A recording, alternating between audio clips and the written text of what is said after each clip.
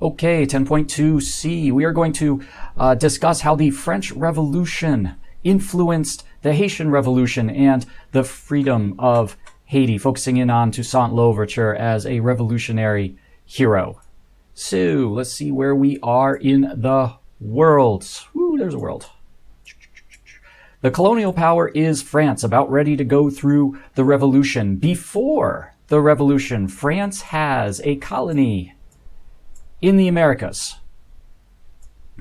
And we are just going to call it Haiti because that is the name after the revolution. When France had it, it was Saint Dominique, but we will, for ease and remembering, just call it Haiti. So it is a shared island with Dominican Republic and Haiti. Dominican Republic was under Spanish control. It was the first colony, the first European cities in the Americas. Puerto Rico, Jamaica, Cuba, and sharing the island is Haiti. And if we zoom into a major city, we will notice that even today the airport is named after Toussaint Louverture, a hero of the Haitian independence revolution. So Haiti was an export colony, a work colony that was designed to produce crops and make a lot of money for the owners and the France in general. It was rich with exports of sugar, and definitely sugar and coffee, I believe. It was separated into a very structured class system, and this class system did nothing to have people get along. In fact, it was one of the most tense colonies between the classes in the Americas. There was the white French, both rich and poor. There were freed people of color, and there were enslaved Africans. And every class was distrustful and really did not necessarily like the other class. The rich white French did not like the poor white French. The poor white French didn't like the freed people of color. Enslaved Africans did not like anyone with their freedoms. In general, there was not unity between all of the classes. It was a harsh life filled with disease and slavery.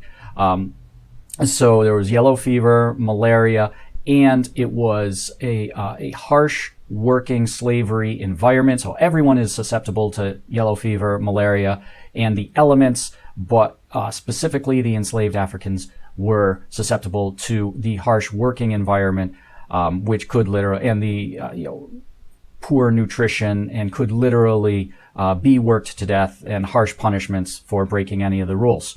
There was a lot of money and crops going around, but it was not a very stable, and or anyone would classify it as a fulfilling or good class system on the island of Haiti. It is important to note that the ratio of enslaved Africans to white French was about 8-1.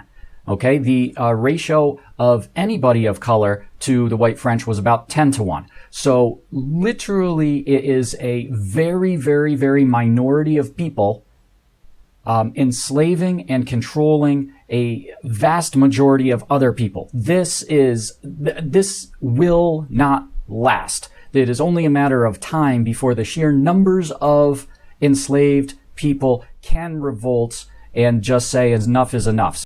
So this is one of those situations where you absolutely know what's going to happen. You just don't know when, and you just don't know how. Well, it happened right during the French Revolution.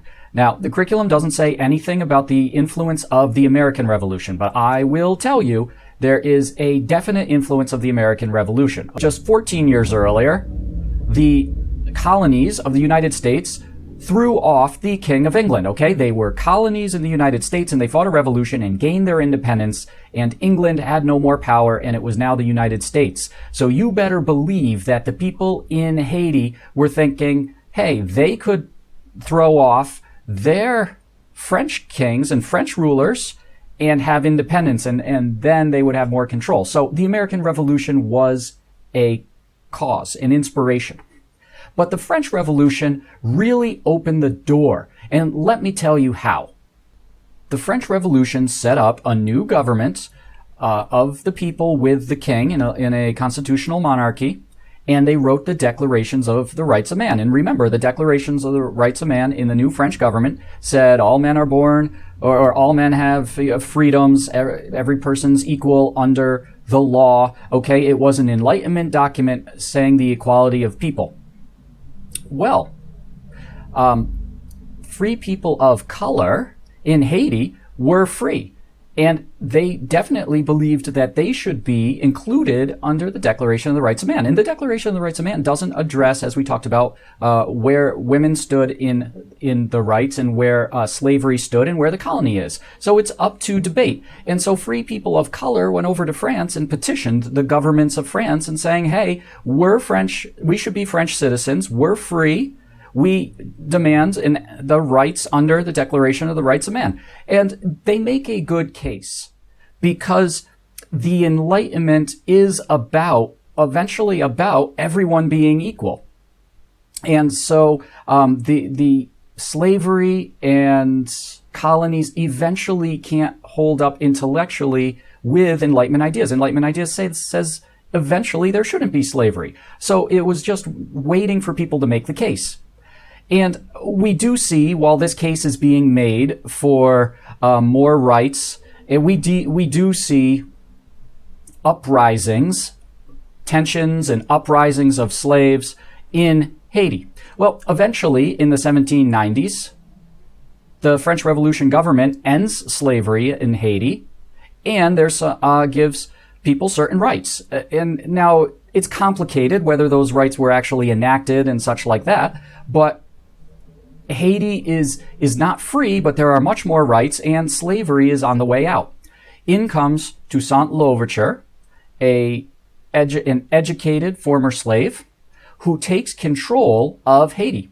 And in the mid 1790s, he runs it. He is basically a governor. He basically has power over the colony, and he is enacting change for Haiti. So it's kind of like a slow revolution getting Enlightenment ideas. There's conflict, there's some violence, but everything is progressing to get more rights to the people. Toussaint becomes a beloved leader of Haiti.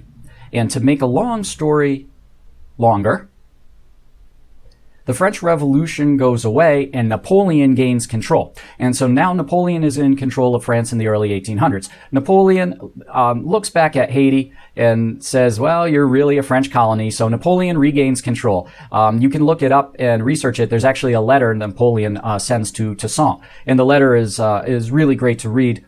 It's very clever on Napoleon's part. Napoleon praises Toussaint and says Toussaint did a great job of taking care of Haiti during the revolution and how everything was going crazy in France. And Napoleon says that Toussaint did a great job taking care of Haiti. And now it's time for Napoleon to regain control, and he would really love it if Toussaint helped him out regaining control and basically just promised him a really great position in the government. Wink, wink, nod, nod, just help us out, let us take control back, and you'll be fine. Well, Napoleon comes in, and eventually, within a year, Toussaint is arrested, and he later, I believe, dies in prison. Napoleon has control over Haiti, institutes slavery again, but the Americas is not where Napoleon wants to be.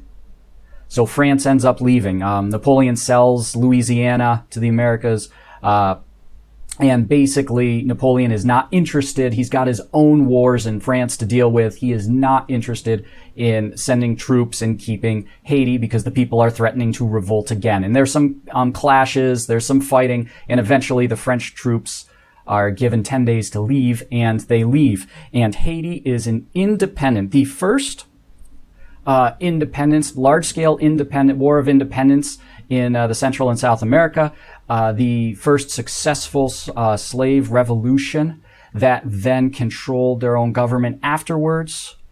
And not to say that it was easy sailing after the revolution, but Haiti had their independence. So to sum up how the French Revolution and Toussaint influenced the Haitian independence, number one, The French Revolution gave the ideas of citizen equality that the Haitians would then want to have. The revolutionary government allowed rights for Haiti, ended slavery. Toussaint Louverture rules Haiti for multiple years, really getting people comfortable with their new rights and their new freedoms. And then when Napoleon finally tries to take Haiti back, the people they're not going to go back. They are going to fight Napoleon and continue revolting until Napoleon gives up. And today, Toussaint is still regarded as a hero of the Haitian Revolution.